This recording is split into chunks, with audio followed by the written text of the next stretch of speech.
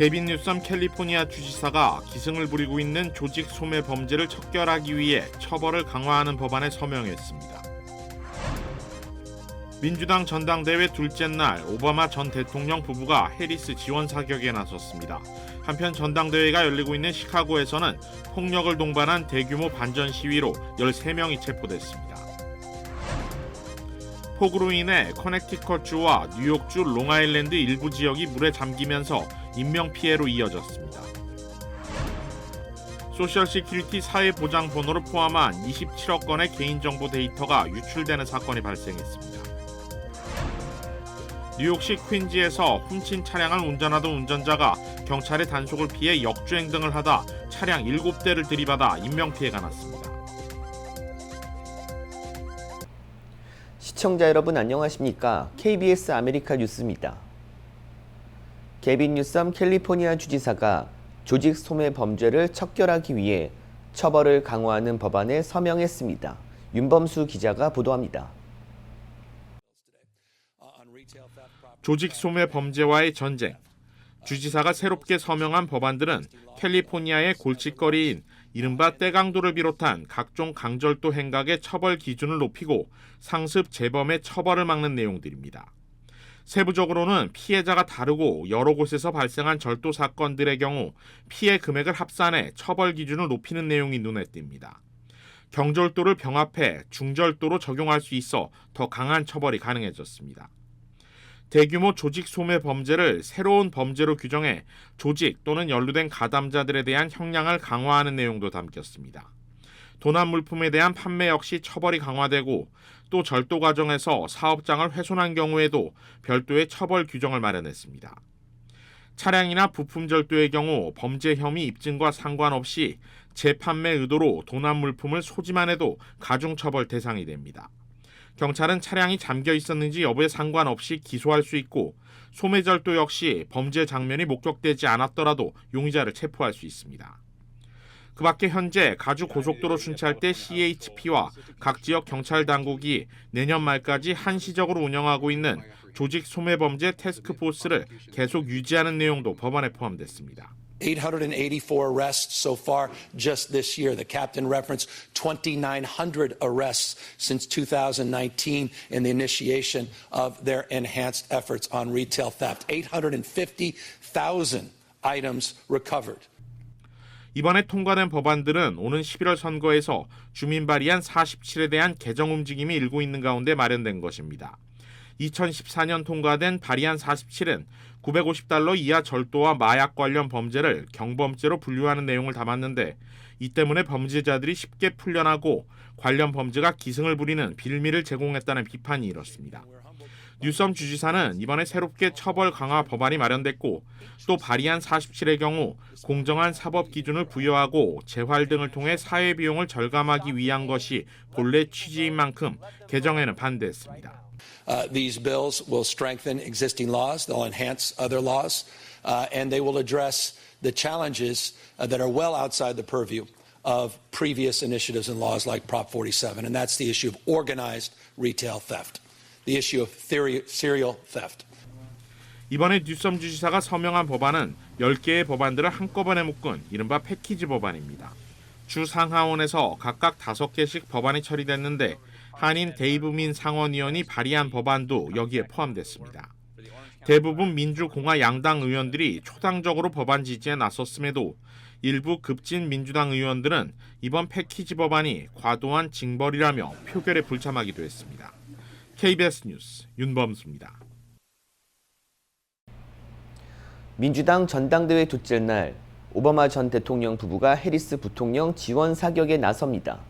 트럼프 전 대통령은 해리스 부통령에 대한 연일 공세에 나서고 있습니다. 조혜진 기자입니다. 눈물과 함께 전당대회 첫날 대미를 장식한 바이든 대통령에 이어 둘째 날에는 오바마 전 대통령 부부가 지원 사격에 나섭니다. CNN 방송은 오바마 전 대통령만큼 극적인 순간을 만들 수 있는 연사는 없다고 전했습니다. 이례적으로 트럼프의 입으로 불리던 그리샴 전 백악관 대변인을 포함해 반트럼프 공화당원들도 이날 연사진에 포함됐으며 해리스 부통령의 남편 세컨드 젠틀맨 더그 M 호프도 연단에 섭니다. 해리스 부통령은 월즈 부통령 후보와 함께 위스콘신주에서 선거 유세에 나서 이날 밤 전당대회장은 찾지 않을 전망입니다. 트럼프 전 대통령은 미시간주를 찾았습니다. 연일 공세를 쏟아내고 있는 트럼프 전 대통령은 법 질서를 바로 세우겠다며 해리스 부통령이 너무 관대하다고 지적했습니다. Kamala Harris deliver crime, chaos, destruction, and death. If she's allowed to be the president of the United States. 둘째 날을 맞은 민주당 전당대회에서는 대선 후보 호명 투표가 진행됩니다. 이미 가상 투표로 해리스 부통령이 대선 후보로 확정된 만큼 미 언론들은 축제 분위기가 이어질 것으로 전망했습니다. 워싱턴에서 KBS 뉴스 조혜진입니다. 민주당 전당대회가 열리고 있는 시카고에서 대규모 반전 시위가 벌어져 경찰은 폭력 시위에 가담한 13명을 체포했습니다. 보도에 이우수 기자입니다. 자전거 경찰대원들이 도로 양쪽을 막고 있습니다. 시위대가 통과하는 방면으로 함께 전진하며 자연스레 주변을 통제하는 겁니다. 민주당 전당대회가 열리고 있는 시카고에서 가자 전쟁 반대 시위가 열리면서 연일 최고 수준의 경계 작전이 이어지고 있습니다. 혹시 모를 사태에 신속하게 대응하기 위함인데 시카고 경찰국은 폭력 시위에 가담할 경우 즉시 체포될 수 있다고 밝혔습니다. 어제 하루 동안 13명이 체포됐는데 이들 모두 경찰에게 폭력적인 행동을 보인 것으로 확인됐습니다. Our officers at some point were sprayed with OC spray. We had objects thrown at officers, water bottles, water thrown on officers. No major injuries, but our officers did not overreact. 경찰의 바리케이트를 뚫고 진입하려던 시위대도 있었지만 경찰의 제지를 받았습니다. We're not going to tolerate vandalism and violence in our city. And we're ready, willing, and able to respond to those things. 이번 시위는 이스라엘을 지원한다는 이유로 친팔레스타인 단체들로부터 거센 비판을 받아온 바이든 대통령이 민주당 전당대회에 모습을 드러내는 시점에 맞춰 시작됐습니다. 시카고는 전국에서 가장 큰 팔레스타인 거주지로 알려졌습니다. 어제 시작된 민주당 전당대회는 오는 목요일까지 이어질 예정입니다. 팔레스타인 시위대는 이 기간 동안 여러 장소에서 집회 허가를 받아낸 것으로 전해졌는데 시위가 격화될 경우 무력 충돌로 이어질 가능성을 배제할 수 없는 상황입니다. KBS 뉴스 이우수입니다. 폭우로 코네티컷주와 뉴욕주 롱아일랜드 일부 지역이 물에 잠기면서 도로가 침수되고 두 사람이 강에 휩쓸려 갔습니다. 당국에 따르면 이번 폭풍으로 인해 여성 2명이 사망했습니다. 코네티컷 일부 지역에는 무려 25cm의 비가 쏟아지면서 도로가 급류로 변했습니다. 폭풍은 롱아일랜드로 이동해 수백 채의 주택이 홍수 피해를 입었고 일부 지역에서는 산사태가 발생하기도 했습니다. 롱아일랜드 서퍼 카운티 행정 책임자는 댐이 무너져 주요 도로의 일부가 파괴돼 주택 피해가 컸다며 피해 보고를 처리하고 있다고 설명했습니다. 피해 지역 책임자들은 이번 홍수는 환경적, 경제적 재앙이라며 복구 비용은 수천만 달러가 들 것이라고 덧붙였습니다. 사회보장번호를 포함한 27억 건의 개인정보가 유출돼 신분도용 피해가 크게 늘어날 것으로 우려되고 있습니다. CBS는 데이터 판매회사 내셔널 퍼블릭 데이터에서 개인정보 유출 사고가 있었다고 보도했습니다. 매체는 캘리포니아 주민이 정보 유출에 대한 피해 보상 소송을 제기하면서 이 같은 사실이 알려졌다고 설명했습니다. 업체 측도 유출을 인정하며 2022년부터 해킹 시도가 있었고 2023년 4월과 올해 두 차례에 걸쳐 데이터 유출이 있었다고 밝히며 정확한 피해가 확인되는 대로 피해자들에게 연락할 것이라고 밝혔습니다.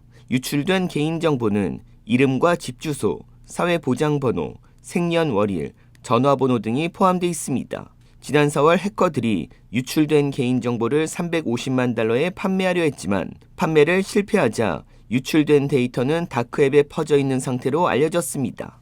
피해 규모는 27억 건 이상으로 데이터들이 주소에 따라 다르게 분류돼 한 사람의 정보가 여러 건 등록됐을 수 있고 개인정보는 30년간 수집됐기 때문에 이미 사망한 사람의 정보도 포함됐을 수 있다고 설명했습니다. 내셔널 퍼블릭 데이터는 개인의 피해를 최소화하는 방법으로 크레딧 동결을 꼽았고 비밀번호를 16글자 이상으로 복잡하게 바꿀 것, 컴퓨터나 스마트폰 등의 보안 프로그램을 최신 버전으로 업데이트하는 것이 좋다고 조언했습니다.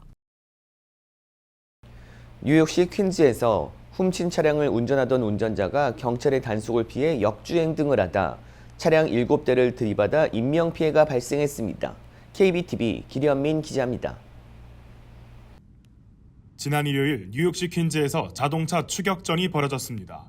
추격 도중 운전자가 내려 도주하면서 도보 추격전으로 이어졌고 결국 운전자는 지상 5층 건물 위에서 체포됐습니다. 뉴욕시경에 따르면 퀸즈 북부 관할 구역의 지역 대응팀 소속 경찰관들이 코로나 지역의 99스트릿에서 도난 차량을 발견했습니다.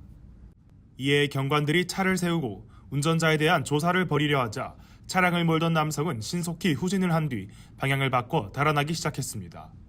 이 과정에서 인도를 걷던 보행자는 차에 치일 뻔하는 아찔한 순간이 이어졌습니다. 운전자는 후진하는 과정에서 뒤에 있던 건물에 부딪힌 뒤 일방통행을 따라 역주행하며 도주하기 시작했습니다. 이 과정에서 길을 피하려던 경찰관을 차로 들이받기도 한 것으로 전해집니다. 운전자의 폭주는 여기서 그치지 않았습니다. 그는 7대의 차량을 들이받았으며 그중 5대가 경찰차였습니다. 이후 그는 차에서 뛰어내려 도보로 도주를 시도했습니다. 뉴욕시경은 운전자가 잭슨 하이츠에 있는 7라인 지하철 열차 위로 올라간 뒤 옆에 있는 건물로 뛰어내리려 했다고 전했습니다. 카즈 도틀이 뉴욕시 경찰서장은 운전자를 체포해 구금한 뒤 조사를 이어가고 있다며 차량을 훔치고 도주하는 과정에서 시민들과 경관들에게 해를 끼친 용의자는 자신의 행동에 책임을 져야 할 것이라고 말했습니다. 용의자의 차에 치이며 부상을 당한 경찰관은 생명에 지장이 없는 상태로 병원에서 치료를 받고 있습니다. 뉴욕시경은 용의자가 어떤 혐의로 기소될지는 아직 공개하지 않았습니다.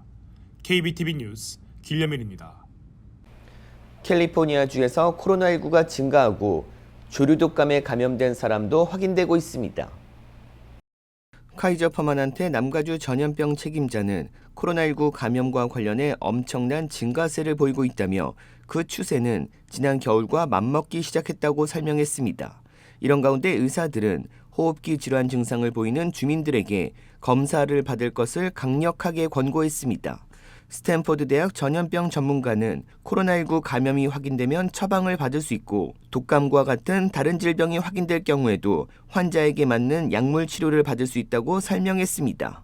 또 CDC에 따르면 최근 가금류와 젖소에서 조류독감이 발생한 가운데 유제품이나 가금류 관련 종사자들 사이 인간 감염 사례가 확인됐습니다. 캘리포니아 식품농무부는 지난 6월 가금류 농장에서 바이러스가 야생 조류에 의해 유입됐다는 증거를 확인해 올 12월까지 가금류를 실내로 옮겨줄 것을 요청하기도 했습니다. 최근 조류독감에 의한 사람 감염 사례를 보면 충혈된 눈과 같이 가벼운 증상을 나타냈지만 일부에선 심각한 폐렴 증상을 보이며 목숨을 잃기도 했습니다. 바이든 대통령의 행정명령에 따라 시민권자와 결혼한 불법 체류자와 자녀 등에게 합법적 체류 신분을 발급하는 신청 접수가 시작됐습니다. 이민서비스국은 관련 서류 I-131F를 공개하고 신청서를 어제부터 접수받기 시작했다고 밝혔습니다.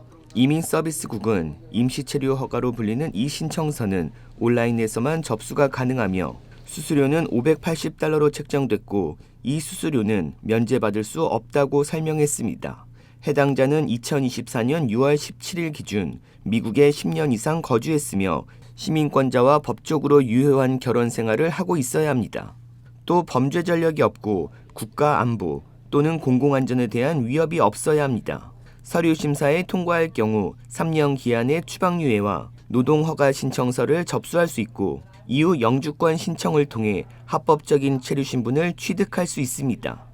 만일 서류 심사에서 탈락할 경우 신원 정보를 공유하지 않기 때문에 추방에 대한 불안감은 갖지 않아도 된다고 강조했습니다. 부산의 한 유명 어학원에서 무려 소주 7병을 마시고 만취한 미국인 강사가 수업 도중 5살 여아를 성추행한 혐의로 기소됐습니다. KBTV 전상희 기자입니다. 부산지방법원에서 열린 30대 미국인 강사 A씨의 성폭력 범죄 특별법 위반, 출입국 관리법 위반 혐의 결심 공판에서 검찰은 A씨에게 징역 10년을 선고해달라고 재판부에 요청했습니다. 검찰은 구형 이유에 대해 스스로를 방어할 수 없는 피해 아동을 장시간 추행했고 추행 방법과 동기 등 죄질이 극히 불량하다며 피해자는 심각한 정신적 충격을 받았으며 합의도 되지 않았다고 설명했습니다. A씨 측은 알코올 중독 증세가 있었고 사건 발생 며칠 전 이혼 통지를 받아 심신이 힘든 상태였다며 개인의 불우한 사정을 참작해달라고 밝혔습니다. 그러나 피해자 측 변호인은 술에 취해 행동했다기에는 치밀했고 학원에 취업조차 하지 말았어야 한다고 생각한다면서 엄벌을 호소했습니다. A씨는 지난 5월 22일 당일 소주 7병을 마신 채 부산 동래구 한 대형 어학원에서 영어 수업을 하다 5세 여아를 여러 차례로 강제 추행한 혐의를 받고 있습니다. 앞서 지난 3월 관광비자로 입국한 A씨는 취업 활동을 할 수 있는 자격도 없이 이 어학원에서 영어 강사로 근무한 혐의도 받고 있습니다. KBTV 뉴스 전상입니다. 북한군 한 명이 한국 동부전선 지역 군사 분계선을 넘어와 귀순했습니다. 양민철 기자가 보도합니다. 어제 새벽 북한군 한 명이 강원도 고성 지역의 군사 분계선을 넘어 귀순 의사를 밝혔습니다.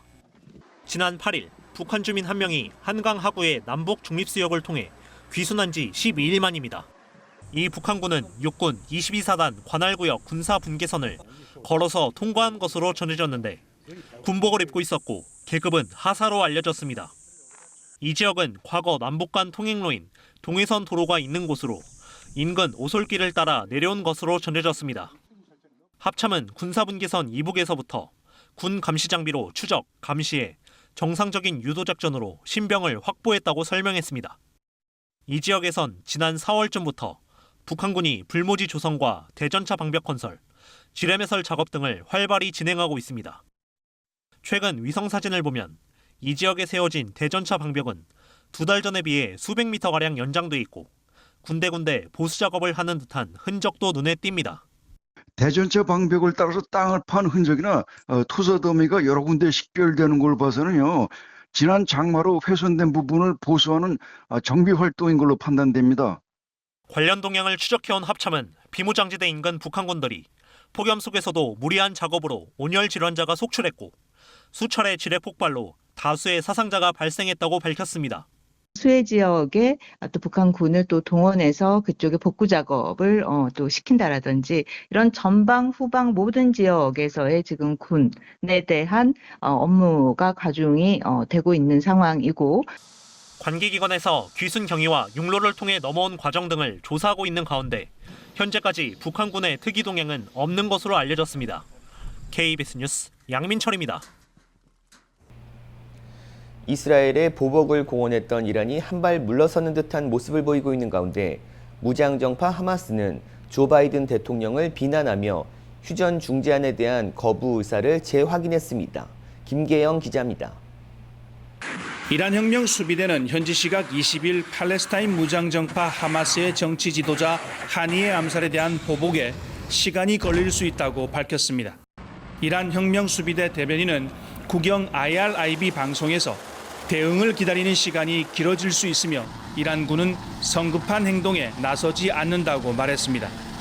보복 공격이 반드시 있을 것이라고 강조했지만 하니의 암살 직후 이란이 보였던 강경한 태도에서 발언 수위가 낮아진 분위기입니다. تنبیه متجاوز و ایجاد بازدارندگی در مقابل یک رژیم تروریستی تأکید داریم و این رو در زمان مقتضی از آن استفاده خواهیم کرد.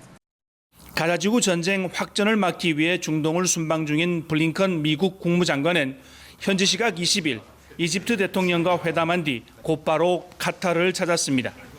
이에 앞서 블링컨 장관은 이스라엘이 미국의 휴전 중재안을 수용했다며 하마스의 중재안 수용을 촉구했습니다.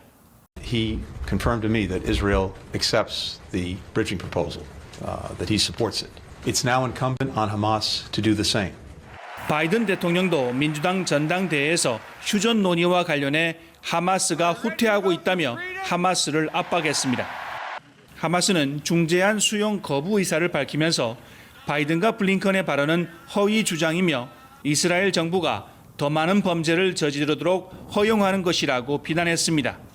두바이에서 KBS 뉴스 김계영입니다. 아시아나항공 미주 지역 본부는 한국을 방문하는 여행객들을 위한 이벤트를 실시한다고 밝혔습니다.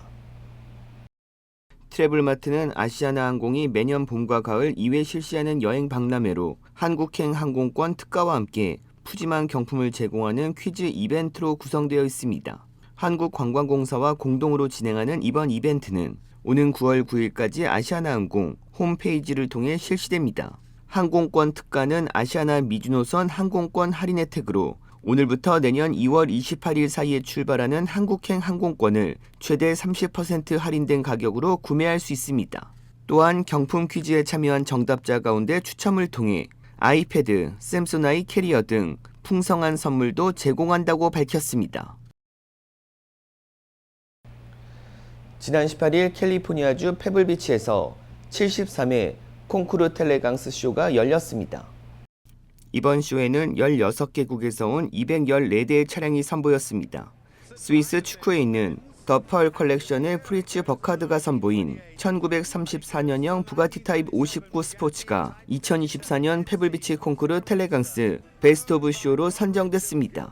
페블비치 콩쿠르는 올해 자선단체를 위해 $300만 이상을 모금해 지금까지 총 자선 기부금은 $4,100만 넘어섰다고 알렸습니다. 페블비치 컴퍼니 재단을 통해 이 기금은 100개의 지역 자선단체에 혜택을 주어 몬트레이 카운티에서 매년 10,000명 이상의 어린이를 돕는 데 사용되고 있다고 밝혔습니다.